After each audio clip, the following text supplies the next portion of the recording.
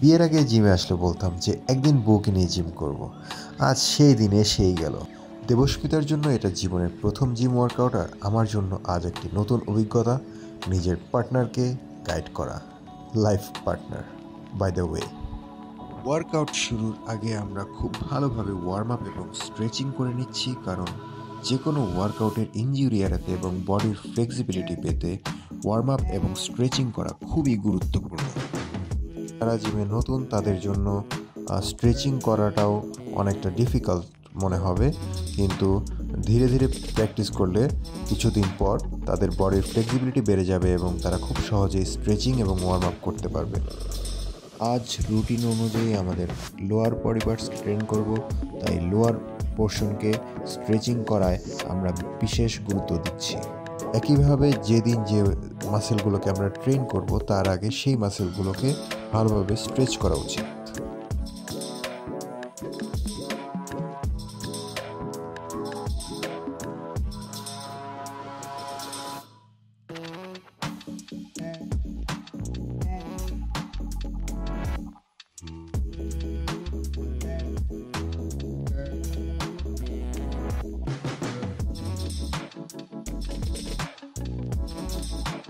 যে কোনো fitness journey শুরু হয় স্কোয়াটের মতো ফাউন্ডেশনাল এক্সারসাইজ দিয়ে। দেবস্মিতা করছে কোবলার স্কোয়াটস, যেটা নতুনদের জন্য পারফেক্ট। এটা ব্যালেন্স ঠিক রাখতে খুবই সহজ।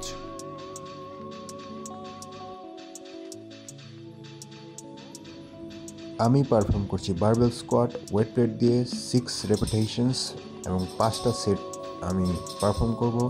এবং যারা বিগিনার আছে তারা ফ্রি হ্যান্ড স্কোয়াট থেকে ধীরে ধীরে এক সময় ওয়েট প্লেট দিয়ে বারবেল স্কোয়াটও দিতে পারবে।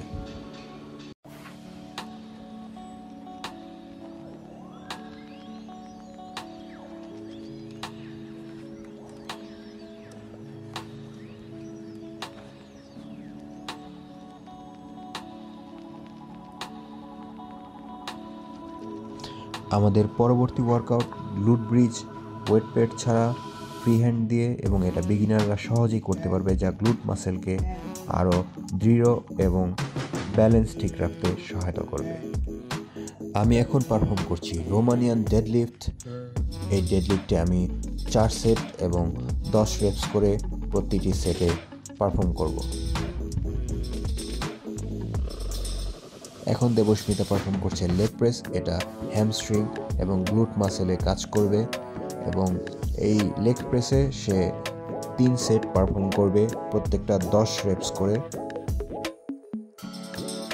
বিগিনাররা শুরুতে ওয়েট প্লেট ছাড়াই এগুলো চেষ্টা করবে, কিন্তু আমি যেহেতু বিগিনার নই, সো আমি কিছুটা ওয়েট প্লেট নিয়ে এটা ট্রাই করছি।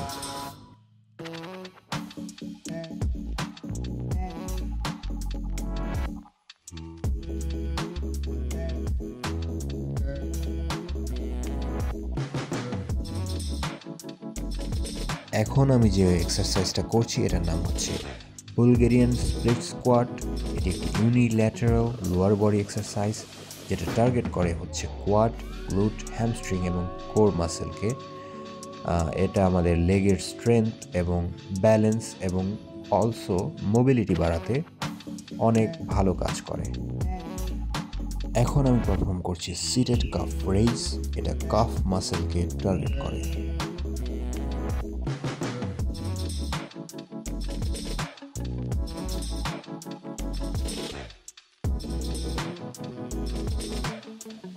নতুন হিসেবে দেবস্মিতা লাইট ওয়েট দিয়ে কাফ মাসেলকে টার্গেট করে সিটেড কাফ রেইজ পারফর্ম করছে। এখন দেখাচ্ছি নি প্ল্যাঙ্ক। বিগিনাররা নি প্ল্যাঙ্ক দিয়ে প্ল্যাঙ্ক ওয়ার্কআউট শুরু করতে পারবে। 30 সেকেন্ড করে 3 সেট পারফর্ম করবে। আমি পারফর্ম করছি জেনারেল প্ল্যাঙ্ক। আমি 60 সেকেন্ড 3 সেট পারফর্ম করলাম। সো দেবস্মিতাও এটা চেষ্টা করলো। সো আজকে এই পর্যন্তই, ওয়ার্কআউট শেষ, বাড়ি যাওয়ার পালা। সো দেখা হবে কাল। See you next time. Stay fit, stay hit.